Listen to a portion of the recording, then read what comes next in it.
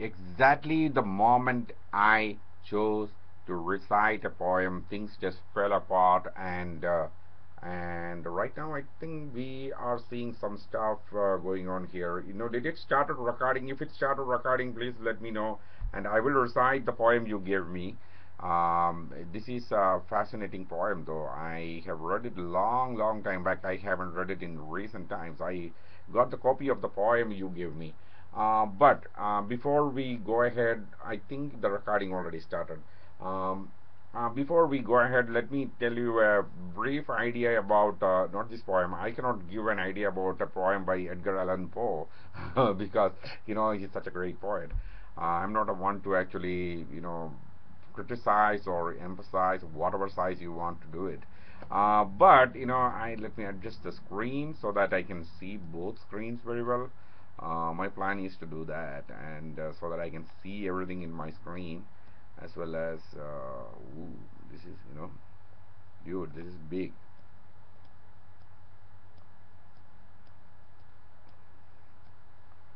Okay. Right now the chat is going. What I am saying is, okay, if you look at this poem, there you can see the way he is depicting a character, and the beginning of the poem fascinated me a long time back. It's a simplest form of expressing.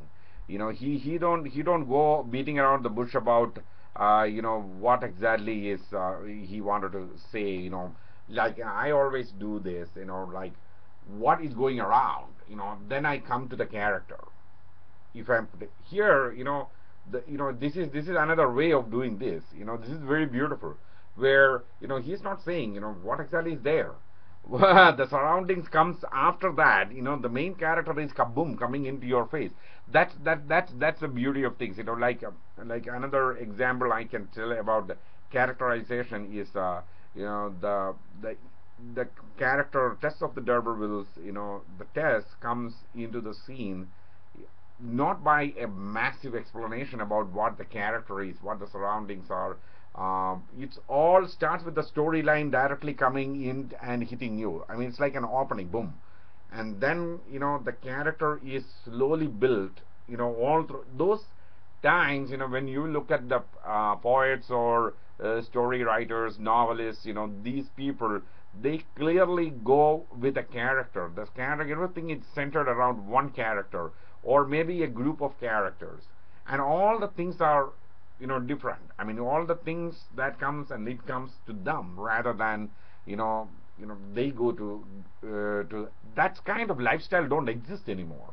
It is 19th century, 20th century lifestyle is there are a group of people, and it's mostly small town people, and every time you go out you are seeing this group of people again and again and again all over the place.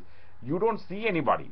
Any communication you have to travel hours from where you live. So that is that is something you should understand. The lifestyle have changed here in this era. You pick up a phone, you can talk to almost anybody anywhere in the world. Wherever in the world, you can talk almost for free. You don't even need to spend any money for doing that. Plus, on another side, it's okay, like video chat, webcam chat, internet, and even if you want to physically see a person in real, how much time it takes to go around the world? In less than 24 hours, you are in front of that person. Those ages, even for a letter to reach you, it may take months. Sometimes it takes a couple of months for a letter to actually reach from one place to another place. Especially people who lived in America, they don't have any much communication going on with other people, and people who are living in, I was talking about, England or Europe to Asia. It's pretty much not there. But that changed. So when that changed, people who express things like that, like what I have seen just now, the other people who were posting the poem, and they actually said, this is going to be the way you write is totally different. That's why there is absolutely no comparison we can actually come up with when with classical poets like Shakespeare or William Wordsworth or W.B. Yeats, Edgar Allan Poe. They have their own style, their lifestyle. The people who lived at that time, till about early 1960s, it is pretty, takes a lot of time for people to really see. So that you can see in the works of these poets, because the character is the important part. That's what, everything is, this person is in the imagination most of the time, in the mind of this poet or a story writer. So that you can see in the beginning of the poem. That's why I said, okay, this poem fascinated me very much when it came to what this poem is all about. And I'm going to, read the poem. This poem is called Annabel Lee, by Edgar Allan Poe. Some of the words may be a little crooked for me, as I'm actually changing the fonts here. The poem you gave me. You said you corrected something in here. I don't know, why would you correct Edgar Allan Poe?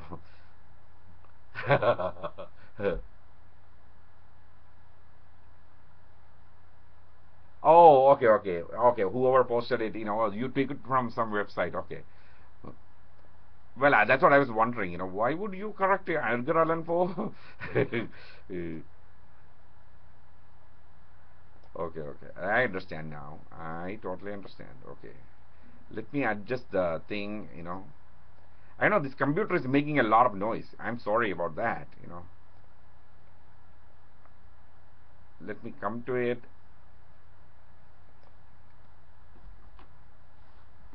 Some fuss is falling all over me now.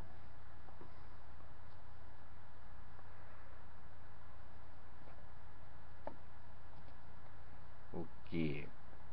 What I'm going to do is I'm going to I adjusted the font so that it may be much more clearer for you. You guys need to, this is really, it may not really even work properly. That's what I'm thinking.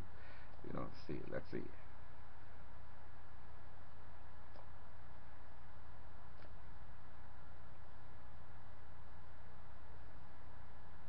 No, I moved the chat so that, nobody will be able to see the chat. Oh boy.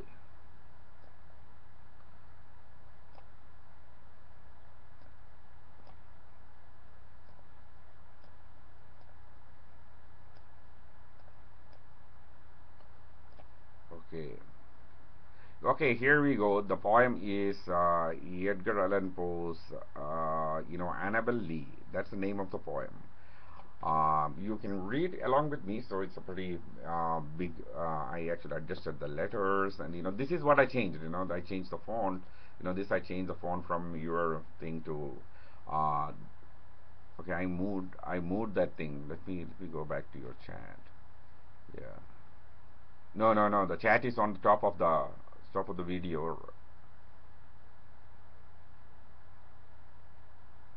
Oh, this letter, this is Arial black. No, let me check that. Okay, if I click on it, this is the letter. This is what I'm actually putting in there. The other one is, yeah, Old English. Okay. Okay, let's do this. Okay, the poem is called Annabel Lee by Edgar Allan Poe. It was many and many a year ago, in a kingdom by the sea, that a maiden there lived whom you may know by the name of Annabel Lee. And this maiden, she lived with no other thought than to love and be loved by me. I was a child, and she was a child, in this kingdom by the sea. But we loved with a love that was more than love, and I and my Annabel Lee, with a love that the winged seraphs of heaven coveted her and me. And this was the reason that long ago, in this kingdom by the sea, a wind blew out of a cloud, chilling my beautiful Annabel Lee, so that her high-born kingsman came and bore her away from me, to shut her up in a sepulchre in this kingdom by the sea. The angels, not half so happy in heaven, went envying her and me. Yes, that was the reason, as all men know in this kingdom by the sea, that the wind came out of the cloud by night, chilling and killing my Annabel Lee. But our love, it was stronger by far than the love of those who were older than we, of many far wiser than we, and neither the angels in heaven above, nor the demons down under the sea, can ever dissever my soul from the soul of the beautiful Annabel Lee. For the moon never beams without bringing me dreams of the beautiful Annabel Lee, and the stars never rise but I feel the bright eyes of the beautiful Annabel Lee. And so all the night tide I lie down by the side of my darling, my life and my bride, in the sepulchre there by the sea, in her tomb by the surrounding sea.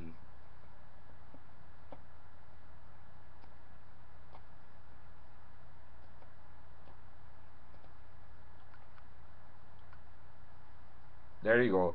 That's the poem, and like I said, the beginning of the poem, it's very very simple. If you look at that, you can see it was many many year ago, in a kingdom by the sea. It's simple. It's simple. It's not rather than when of course I have seen many people doing, and I myself do. When I open a poem, I say there are a lot of things happening, like the sky is brown and dark and thunders, and there are trees clashing at each other. We give an atmosphere. That's what needed right now, and I'm so happy to see that. And there were a lot of people coming and telling me, oh, okay, you kind of going with with an opening of a different kind. So that's very important. And now let's see. I will definitely record the things, and see how it goes. This recording, and we will take it from there. I will definitely read some more poems for you later. This recording, let's get this recording in and see how it worked, and I will get back to you on that. All right. Thank you. Have a good day.